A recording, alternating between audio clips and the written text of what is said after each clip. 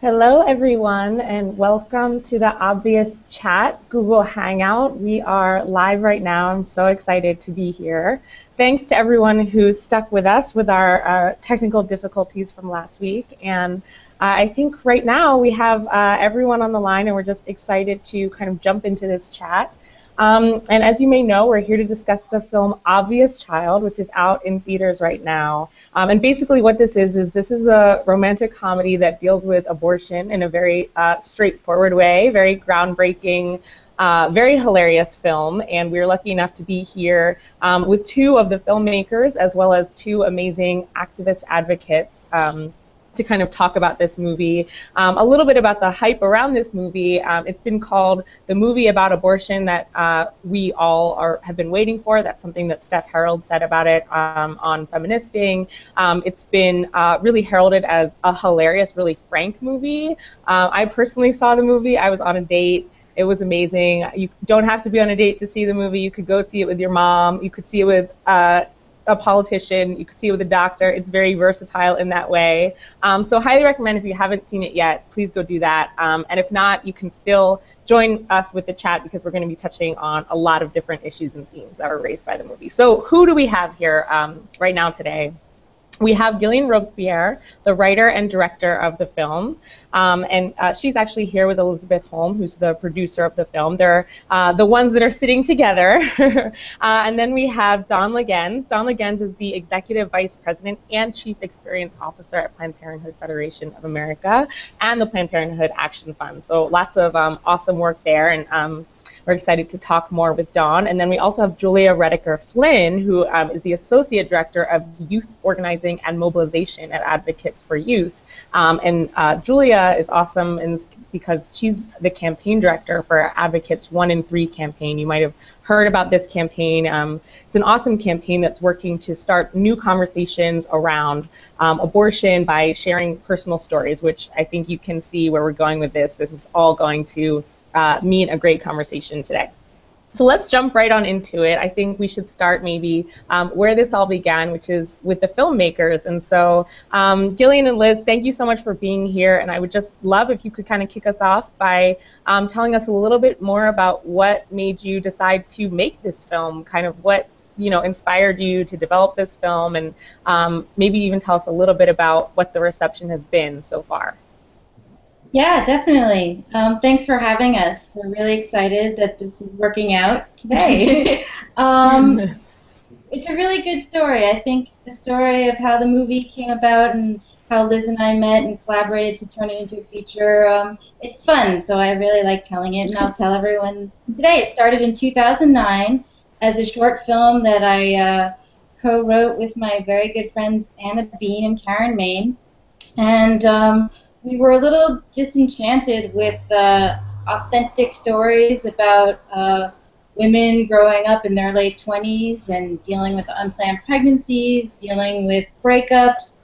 The characters in romantic comedies were a character we didn't really think that they looked like us or sounded like us, and the whole genre, which is a genre that we devour and love so much, felt a little stale and just a smidge saccharine. So we decided to sort of take these two ideas of making an actual funny romantic comedy with a very bawdy female lead and have her go through a unplanned pregnancy with access, very safe, no shame or stigma attached, and watch her experience that firsthand. And then what happened was great places like Feministing and Bust and Jezebel and Slate and a lot of blogs that I read 40 times a day started writing about our film, our little short film that I feel like, it's very hard to get people to watch short films. I make movies and I don't watch short films because they're just hard to find. There's no access to short films. And what was so wonderful was the conversations that ignited on the internet through your blog, and really encouraged me to go out and tell the story in a bigger way, turn it into a feature, because it felt like we were so close. If we just had couple more pages and a couple more bucks that we could really go out there and turn Donna's story into a full-length, feature-length story. But that takes time. That takes really great teamwork and finding a producer. That's her, who is just as excited to tell the story and really knows how to talk about this with organizations like Planned Parenthood and getting Planned Parenthood involved early on. You know, we applied to a lot of grants and found equity in the investors, and we were shooting the feature length in 2013. We went into principal photography in the spring of 2013, got into Sundance in the winter of 2014, found distribution there, and sold it to a great company called A24, and it's in over 100 theaters this summer, like today. Wow. That's awesome. I love that. And it sort of sounds like the evolution from the short to the feature really reflects that there was a real hunger to hear this kind of story. And so I wonder maybe if, Liz, you want to talk a little bit more about that and kind of how the film's been received. Yeah, I would say I'd be interested in both, you know, positive and negative reactions. Well, Gillian and I met 3 years ago when she had made this short film, and I thought that this short was really smart and funny and charming, but what I liked most about it was its honesty and its authenticity, and seeing this story told in this way where a woman's having an experience without shame or regret, but that doesn't mean it's without an emotional complexity. And I was really excited to work with a filmmaker who wanted to tell that story that is emotionally complex, but is still, you know, has a great empathy for its lead character, and seeing a woman go through this experience where it is an important moment in her life, but it doesn't have to define her or the rest of her life. And I was really excited about telling that story through the lens of romantic comedy, and just really connected to her short, and felt like I knew that there would be thousands of people, if not millions of people all over the world who would connect as well. So I was just excited to expand on that and bring it to a broader audience. So when we spent about 1.5 years working on developing the script and expanding that story, it was really, you know, wanting the expansion to not be will she or won't she go through with having the abortion. We knew from the beginning that was going to be something that, while it was complicated, was always going to be decisive. The tension needed to be, will she or won't she have the confidence to let someone into her life and to connect to Max and to be honest with the people closest to her, the way that she's sort of able to be honest on stage as a stand-up comedian. In the short, she's not a comedian, so we found a way to kind of have her express her thoughts and feelings on a stage, but still be vulnerable in going through this emotional experience as one woman. And we were kind of excited to tell one woman's story, and obviously there are so many different experiences with abortion. Donna's story would be so different if she weren't growing up in New York City, for example. But we were just excited to have the opportunity to tell one woman's story this way. And I think what's been really wonderful about the release of the film is that we're not the only people who are excited about it. The reception has been incredibly positive, and, you know, obviously there's a universe of people who are not pro-choice or anti-choice, and there is, you know, we'd be crazy if we said we didn't make this movie to ignite a conversation and to be part of the conversation. So you know, we're excited that, you know, this is becoming part of the discourse and an opportunity for people to have a dialogue about their own experiences. Of course, my voice cracks on that moment. Yeah, it's my bat mitzvah today.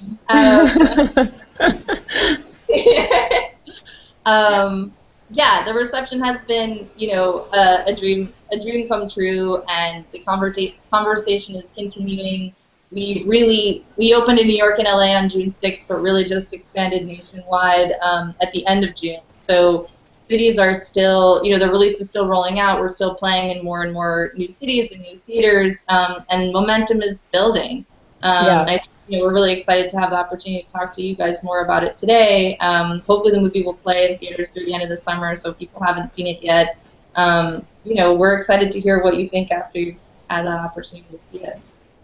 Cool. That's so great, and I think is a testament, you know, not only to the value in these kinds of stories, but also the amazing things that can happen when you have some badass women filmmakers and producers, you know, having the chance to tell those stories. So I'm so excited for you both. Congratulations on how everything has been received in the rollout, and everyone should obviously go see the movie if they have not already. But I actually want to turn to Dawn for a minute because I know it sounds like Planned Parenthood's been involved at a lot of different stages of this film, but in particular in recent weeks, I saw that Planned Parenthood was involved in a campaign in conversation with NBC after NBC had apparently rejected an ad because it had the word abortion in it. And so it sounds like that is something that brings up a lot of issues that are, you know, maybe some related to the film and some kind of even touching on more issues and bigger issues. So Dawn, maybe you can speak a little bit to what happened there and how you see it connecting with some of the storytelling that happens in Obvious Child. Well, as you know, TV, film are a huge influence on our culture, right? And so when we got word that NBC was, you know, as they said, taking the path of least resistance and picking the ad that didn't mention abortion, you know, we said no way, because TV today, most women who have abortion on TV or in film are basically portrayed as dead, devastated, or deranged. And you know, here we have a movie that is, to Gillian's point, authentic and complex and showing the reality of so many women who come to Planned Parenthood and many other abortion providers. And we just said, we've got to do something about this. So we and many other groups also jumped on it, launched a petition, very quickly had well over 10,000 signatures, drove a message out into social media and then in traditional media, and very quickly the path of least resistance for NBC was to say, whoa, whoa, whoa, we didn't mean that, and we will get clear on clarify our policies and make sure that our people know that, especially if you can talk about all the other things you can talk about on TV, you can actually talk about the reality of women's lives. So we're pretty excited about how that turned out. Hopefully more people, because they heard that story, went and saw this incredible film. That's so great. It's so great that, you know, Planned Parenthood was there to push back against that narrative and that kind of stigmatizing moment of saying, well, maybe the path of least resistance is to just not say anything at all, or, you know, try to just let this slide by. And I'm so glad that we did not let that slide by.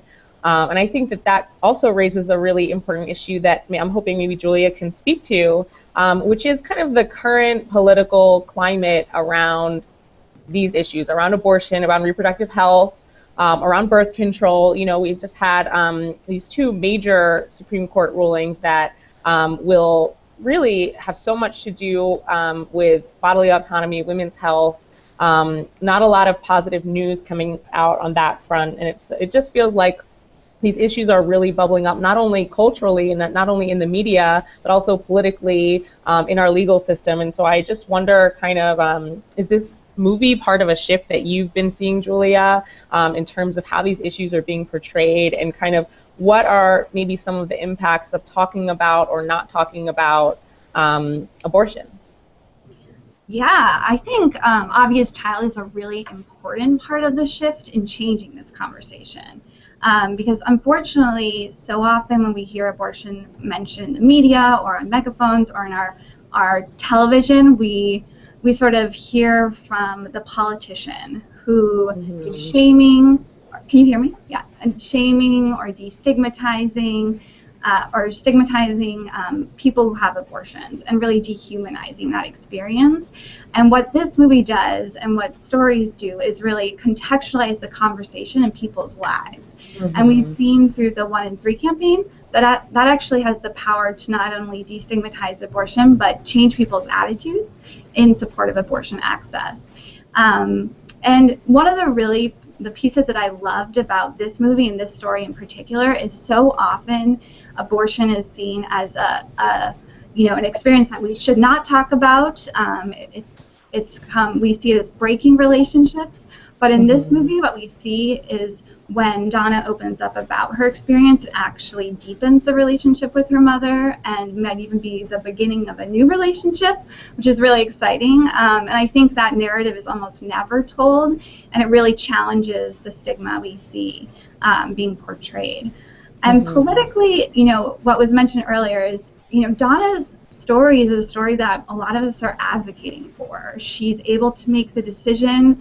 She has compassion from the people in her lives, and she has access. Unfortunately, in Mississippi, Texas, Louisiana, for people who $500 is simply too much to come up with, this story is unfortunately not a reality. And what we are advocating for is really for that to change. And I think part of the shift and part of making that happen is sharing these experiences and changing the culture, so that in my dream, down the road, no politician would even imagine to introduce really anti-choice piece of legislation, because it would be so politically, unsavvy, and people would expect people to respond when they shared their abortion experiences with compassion. And ultimately, we would live in a world where people were able to make this decision about their life and be able to create the family they want. And I think this movie, what it does is it opens the door. It sort of breaks that very first silence in terms of culture and media, and opens the door for more stories to be told. And that's a really exciting first step that we're seeing, and I hope it continues. I hope we see lots more, and I want to really congratulate the filmmakers, because I'm sure it was a really hard thing to introduce, and a really bold stance, but I think it's going to have a huge impact, not only this film, but really paving the way for more movies to talk about abortion in a way that is authentic and real and honest. And Lori, I think one thing, to your point that you brought up, that's important to kind of connect the dots between the Hobby Lobby birth control case, the stigma around abortion, and the role that this movie can play, buffer zones, is it really all, I think, you got to peel back that onion and say, at the heart of that is women's sexuality and people's fear of it and unwillingness to give women control of their lives and their bodies across the spectrum, whether it's physical safety as they make their medical decisions, whether it's access to abortion, determining their own willingness or readiness for pregnancy. And so this hopefully busts open all these things working together, a broader conversation about that bigger topic that I think is powering all of these attacks. I'm so glad you raised that. I think that's a really great point. Sex is a thing that's also at the center of this. We can't ever forget that. And I think one of the things I loved so much about the movie, and I think what was so central to some of its humor, was that it was so much about bodies, and there was so much body humor and fart humor, and like wrestling. Julia, you mentioned that there were relationships that were brought together in that, and I think that there were positive depictions of sexuality in the film as well. So I'm really glad you brought that up.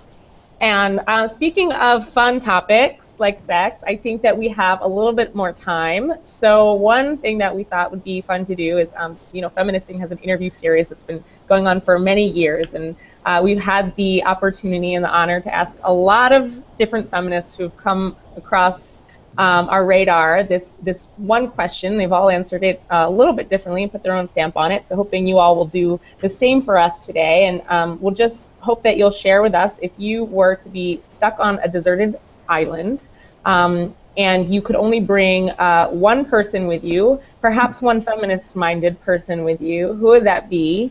And maybe a little bit of why. The people want to know. Please share with us. Maybe we can go in the same order that we did.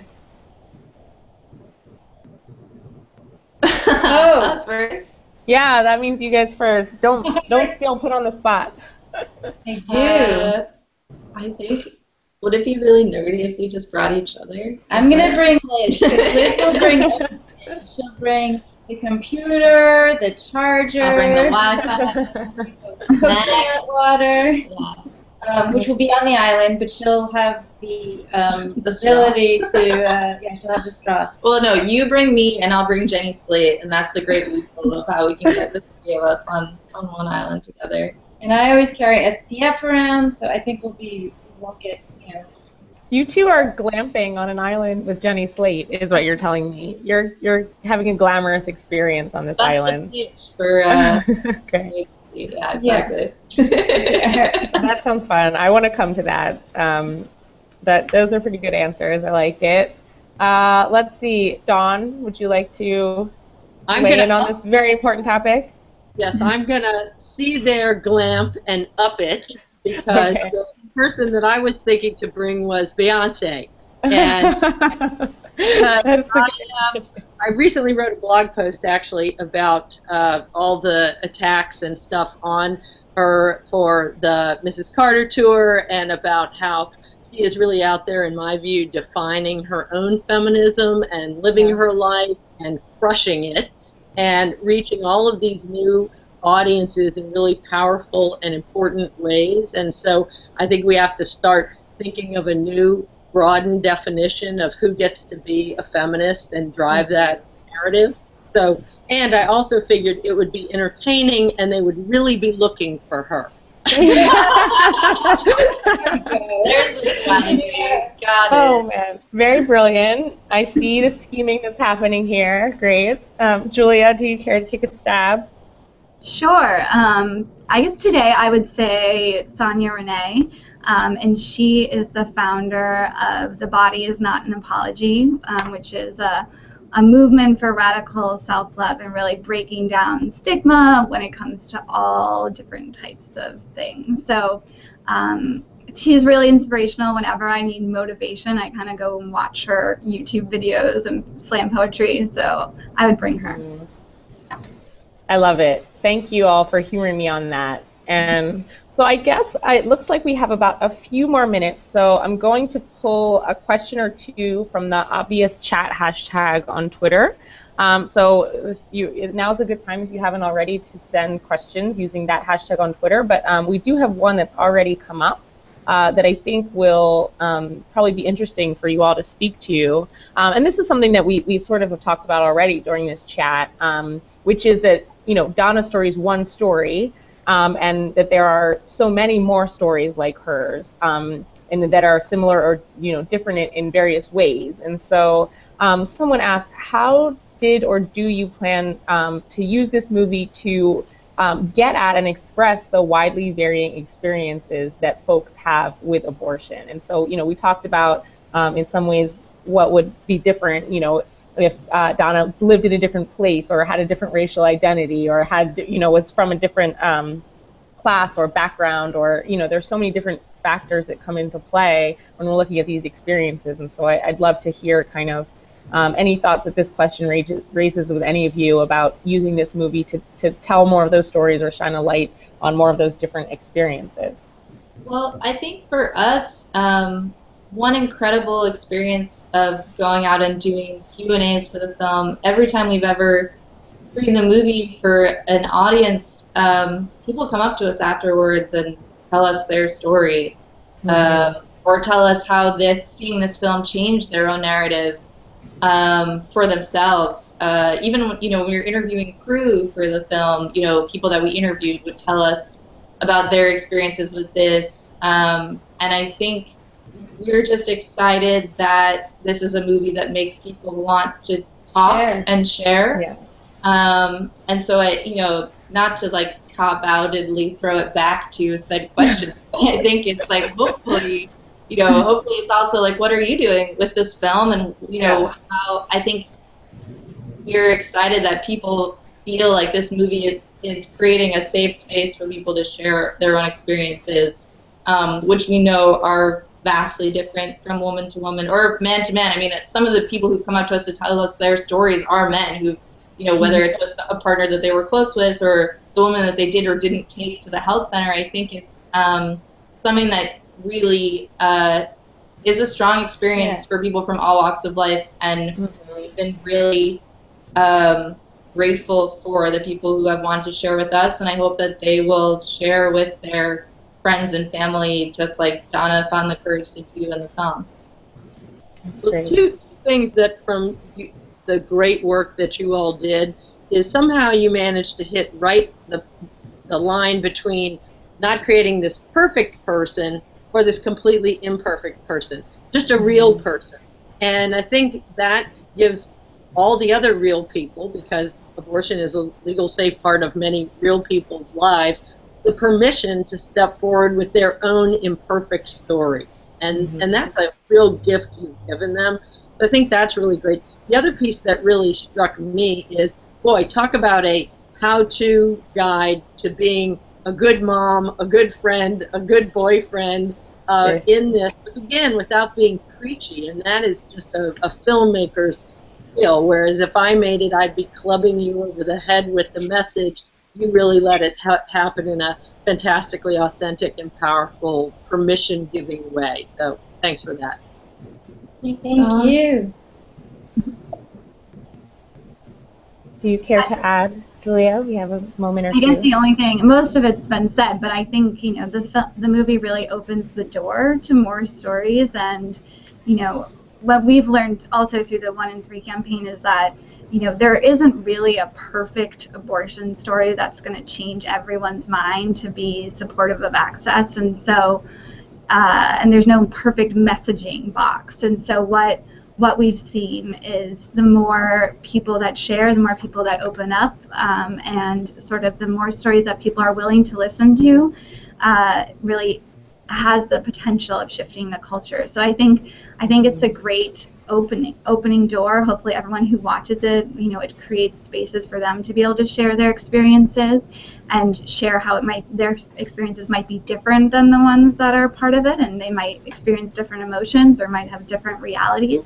But I think it's a great way to open that conversation.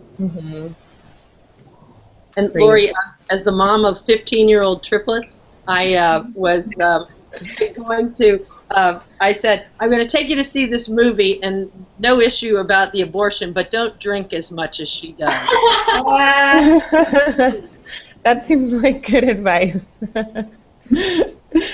That is amazing. I almost just want to kind of wrap up on some of these points. I'm trying to look on Twitter if there are any more quick questions, but it also looks like we're kind of out of time. So if anybody wants to say one last word or make any last point, now's the time. And if not, maybe you can just let folks know where they can, you know, find out more about your work or more about the campaign that you have mentioned today. We have a moment for each of you to do that if you would like. I think for us, just huge thanks to Feministing and Planned Parenthood and 1 in 3 for, you know, inviting us in to be part of this community and supporting the film, and we're really grateful and glad to be here. Sorry, I've been dog sitting, so I guess a little shout out to Nisha. We're going to end with the dog. Little puppy. You're just going to put that out there? You're just going to drop that on us? We're in theaters nationwide. You can find out where we're playing in a city near you at obviouschildmovie.com. Fandango. Yeah, we're on the internet. You can Google us. Thank you. Thanks, guys. Thank you so much. Thank you. I'm going to have a puppy freak out on air. This is amazing. Cool. Dawn or Julia, anything to add? I would just say, please go see the movie. Take your friends, take your family, and we're going to continue to make people go 2, 3, 9 times to keep it out there so more people can see it. And of course, you can get information, education, access to services through the PlannedParenthood.org website, and we welcome people to check it out. And I'll just add, definitely go see it. It's great and hilarious. And also, you know, check out 1in3campaign.org if you want to see hundreds of more stories. There's videos and written. Great. Well, thank you so much. All of you have been wonderful. I feel like I learned a lot. I love being able to talk about these issues with all you smart people. And I hope that we can talk again soon. More access to shorts, more access to abortion.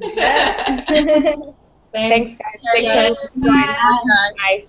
Bye.